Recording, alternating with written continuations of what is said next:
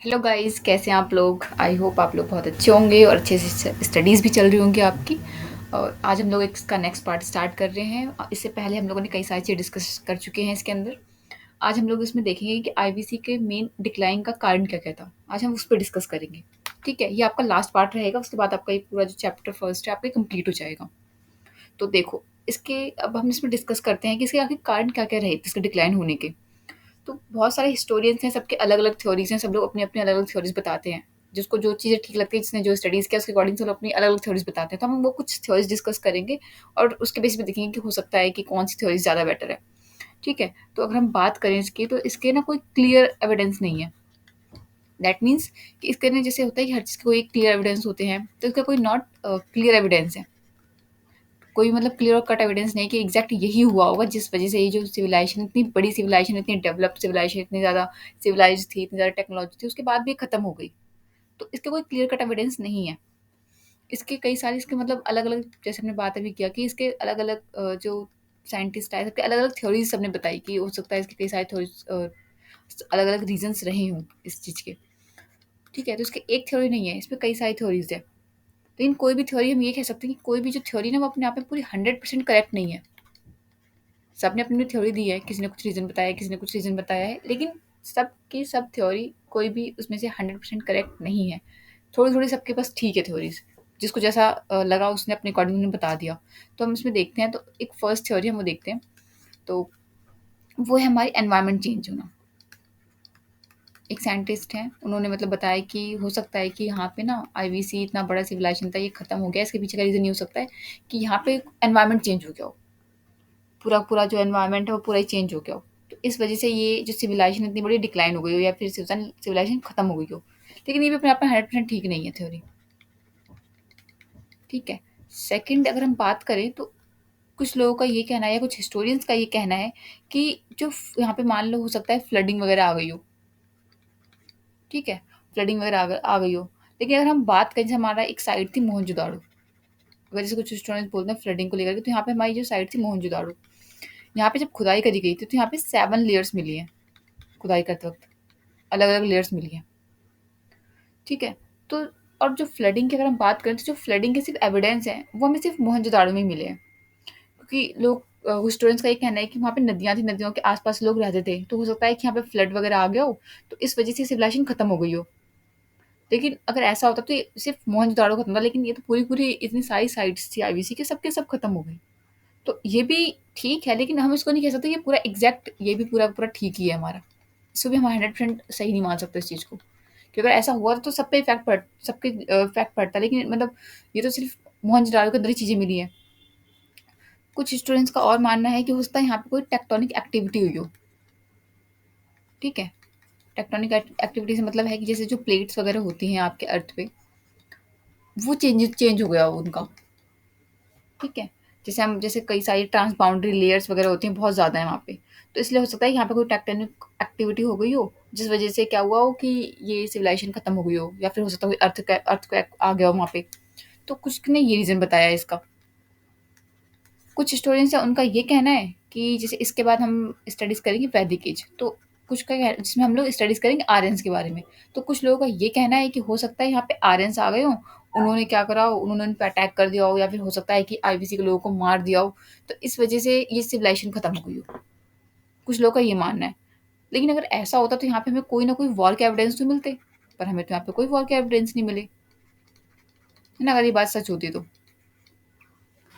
उसके बाद कुछ हिस्टोरियंस का ये मानना है कि हो सकता है यहाँ पे कोई पैंडेमिक सिचुएशंस आ गई हो, जैसे यहाँ पे आई थी कुछ टाइम पहले कोविड-19 चल रहा था, है ना? तो कुछ कुछ लोगों का ये मानना है कि यहाँ पे कुछ पैंडेमिक सिचुएशंस वगैरह आ गई हो, जिस वजह से ये इतनी बड़ी जो सिविलाइजेशन है पूरी की पूरी खत्म हो गई हो। ठीक है? तो अब अलग-अलग हिस्टोरियन सबकी अलग-अलग राय है, सबका अलग-अलग कहना है, तो आपको क्या लगता है? क्योंकि यहाँ पे कई सारे रीज़न्स हैं यहाँ पे, तो इसलिए हम ये कह सकते हैं कि अपने-अपने हिस्टोरियंस ने अपने-अपने अकॉर्डिंग चीज़ें बता रखी हैं, जिसने जैसा स्टडीज़ किया उस टाइम पे कैसी चीज़ चल रही थी, उसके अकॉर्डिंग लोगों ने बता रखा है। तो अलग-अलग व्यूज़ हैं सबके अपने-अपने। सो गाइज़ ये हमारा लास्ट सेक्शन था, मतलब हमारा लास्ट पार्ट था आईबीसी का। जिसमें हमने अच्छे से डिस्कस कर लिया और इससे पहले हमने इसको स्टार्टिंग में भी देखा था कि किस तरीके से हमारा पूरा सिविलाइजेशन था, किस तरीके से सिविलाइजेशन क्यों कहा जाता था, कैसा इसका टाउन प्लानिंग थी। ओवरऑल हमने इसके बारे में कंप्लीट जो भी हमारे मेन टॉपिक्स थे हमने सब डिस्कस कर लिया। इससे बाहर से आपसे एक भी क्वेश्चन एक्स्ट्रा नहीं पूछेगा। ठीक है? कोई भी एग्ज़ाम अगर आप कोई भी एग्ज़ाम आप अटेम्प्ट करते हो, किसी भी एग्ज़ाम को आप देते हो, तो इससे बाहर एक भी क्वेश्चंस नहीं आने वाले आपके। हमने जो मेन सेक्शन था हमने सब कवर कर लिया। इसके बाद हम इसका सेकंड चैप्टर स्टार्ट करेंगे। मे बी हम नेक्स्ट क्लास में स्टार्ट करेंगे, अभी नहीं करेंगे क्योंकि हमारा ये लास्ट सेशन था। तो हम नेक्स्ट वीडियो से ही स्टार्ट करेंगे उसको। इसमें हम कुछ और चीज़ें डिस्कस कर लेते हैं, हिस्ट्री से रिलेटेड। ठीक है? ये वाला तो हमारा कंप्लीट हो गया। थोड़ा-सा और एक्स्ट्रा कुछ चीज़ें हैं जो आपको पता होना चाहिए। मेन रीज़न इसका ये है कि आपको पता होना चाहिए कुछ चीज़ें हिस्ट्री से रिलेटेड क्या-क्या हैं, हम उनको कुछ डिस्कस करेंगे। तो ये आप नोट कर लो या फिर इसका स्क्रीनशॉट ले लो, फिर हम आगे डिस्कस करते हैं। कुछ इंपॉर्टेंट पॉइंट हैं वो भी, ठीक है?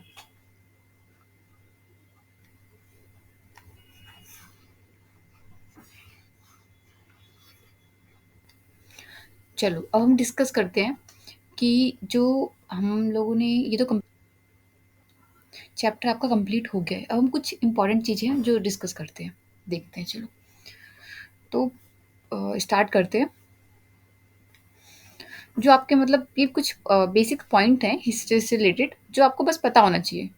ठीक है? आप कुछ भी स्टडीज़ करते हैं, आप इस वीडियोज़ के थ्रू स्टडीज़ करते हैं या फिर कोई अपनी बुक से भी स्टडीज़ करते हैं, तो आपको जैसे उन चीज़ों को पता होना चाहिए।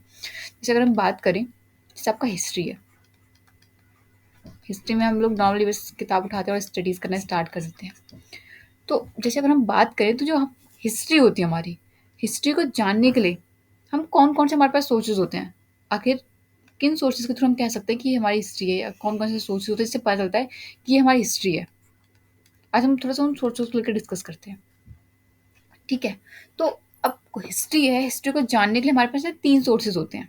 कितने सोर्सेज़ होते हैं? 3 सोर्सेज़ होते हैं, हिस्ट्री को जानने के लिए। कौन-कौन से होते हैं? शायद आपको भी पता होगा। तो चलो देखते हैं कौन-कौन से होते हैं। फर्स्ट होता है हम लोग हमारा एक होता है आर्कियोलॉजिकल सोर्सेज़।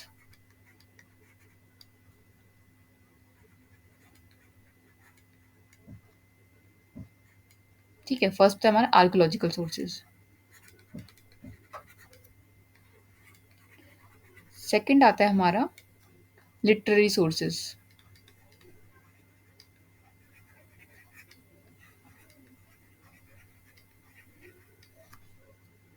और लास्ट आता है हमारा न्यूमिस्मैटिक सोर्सेज़।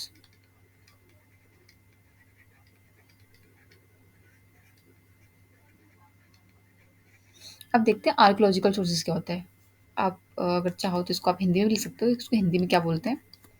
इसको हिंदी में बोलते हैं पुरातत्व।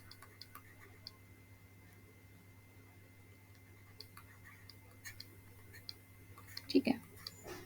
जो मतलब पुरानी जो चीज़ें होती हैं।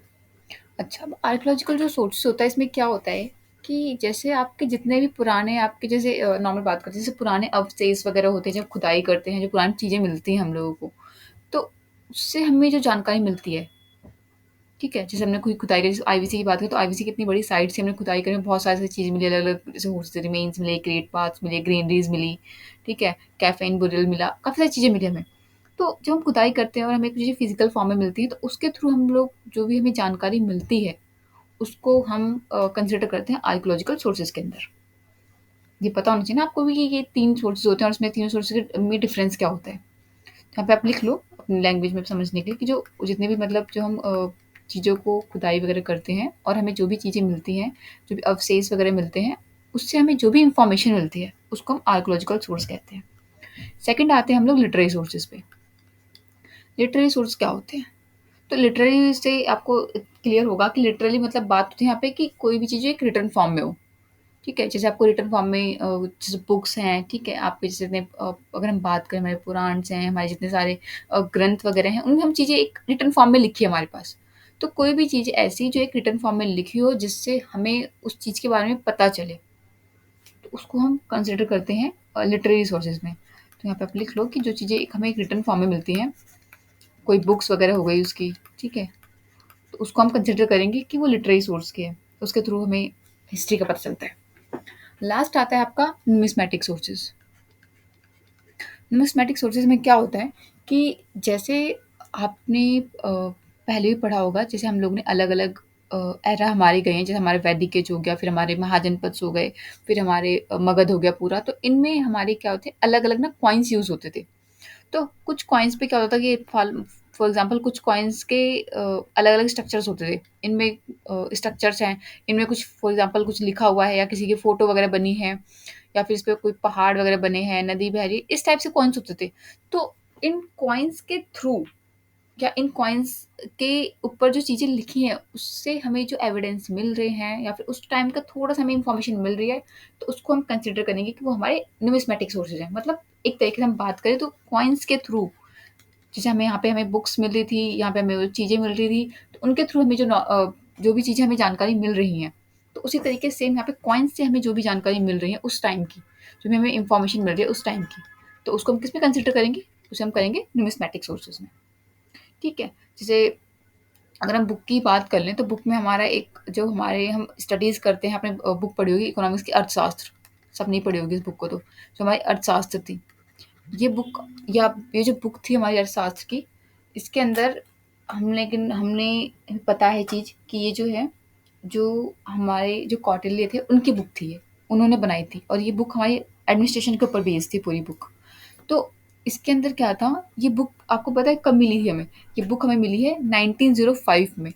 सोचो कब की बुक थी और मतलब कब का ये आया था हमारा मगध डायनेस्टी और हमें बुक कब मिली 1905 में जब खोज की गई तब हमें पता चला कि हमारा इतना बड़ा इतिहास है। वरना हमें पता भी नहीं था कि हम लोगों का इतना बैकग्राउंड इतने हम लोग इतने बड़े हम लोगों का इतिहास रह चुका है, हमें कुछ नहीं पता था। क्योंकि अंग्रेज़ जो आए थे तो उन्होंने तो यही बोला था कि भई आप लोग कुछ नहीं जानते, आप लोग अनसिविलाइज़्ड हो, हमें भेजा ही इसलिए गया है, आप लोगों को सिविलाइज़्ड करने के लिए भेजा गया है। तो हम लोगों को बिल्कुल नहीं पता, लेकिन जब ये बुक मिली और फिर जब इसमें हमने स्टडीज़ किया, पता किया हिस्टोरियन से, तब पता चला कि हमारे लोगों का इतना बड़ा हमारा पीछे का बैकग्राउंड है, ठीक है? हमारी इतनी बड़ी हिस्ट्री रह चुकी है, ठीक है? तो ये हम लोगों का लिटरेरी सोर्स था। तो हिस्ट्री के 3 सोर्सेज़ होते हैं, एक आर्कियोलॉजिकल सोर्स हो गया आपका, एक आपका लिटरेरी सोर्स हो गया और थर्ड हो गया आपका न्यूमिस्मेटिक सोर्स। इन तीनों सोर्स होते हैं और इनके थ्रू ही हमें किसी भी चीज़ की हिस्ट्री पता चलती है, ठीक है? तो ये कुछ एक्स्ट्रा इन्फॉर्मेशन थी, तो हम बीच में कभी-कभार ऐसी इन्फॉर्मेशन डिस्कस करते रहेंगे क्योंकि ये भी एक इम्पोर्टेंट सेशन है या इम्पोर्टेंट आपका टॉपिक है छोटा-सा, जो आपको पता होना चाहिए। ऑब्वियसली आप हिस्ट्री सब्जेक्ट की स्टडीज़ कर रहे हो, तो ये तो पता होना ही चाहिए आपको। तो इसलिए इसको डिस्कस कर लिया। तो अभी तो फिलहाल इसका ये जो टॉपिक हमने कंप्लीट कर लिया, बाकी हम नेक्स्ट जो सेशन करेंगे, उसमें हम नया चैप्टर स्टार्ट करेंगे। वो होगा हमारा वैदिक एज, तो फिर उसे कंसिडर करेंगे आगे, ठीक है? वो भी हम लोग पार्ट वाइज़ करेंगे और जो-जो ही इम्पोर्टेंट सेक्शन है, सिर्फ़ हम उसको ही उससे ही गो थ्रू होंगे और क्योंकि उसमें बहुत सारी चीज़ें बहुत डिटेल्ड में हैं और बहुत कुछ एक्स्ट्रा टॉपिक भी हैं, तो हम सिर्फ़ उनको ही लेंगे जो हमारे एग्ज़ाम के पर्पज़ से बहुत ज़्यादा इम्पोर्टेंट है और मेनली हम लोग स्टडीज़ भी इसलिए कर रहे हैं कि एग्ज़ाम निकालना है हमको, ठीक है? एग्ज़ाम क्वालीफाई करना है। तो चलो फिर बाकी आप लोग ये स्टडीज़ करो और ये आपका पूरा कंप्लीट हो गई सीरीज़, तो आप एक बार देख लेना, अगर आपको कुछ भी इसमें डाउट रह जाता है तो आप कमेंट सेक्शन में कमेंट करके पूछ लेना, मैं आप बता दूँगी आपको। तो फिर मिलते हैं नेक्स्ट क्लास में और तब तक के लिए स्टडीज़ करो अच्छे से और बाकी अगर अच्छा लगे तो लाइक कर देना और नए हो तो सब्सक्राइब भी कर लेना क्योंकि फिर तो अब तो सीरीज़ स्टार्ट हो चुकी है, नया सेशन स्टार्ट हो चुका है तो फिर वीडियोज़ अपडेट होती रहेंगी डेली, ठीक है? तो ताकि आपको भी नोटिफ़िकेशन मिल जाए उन वीडियोज़ का।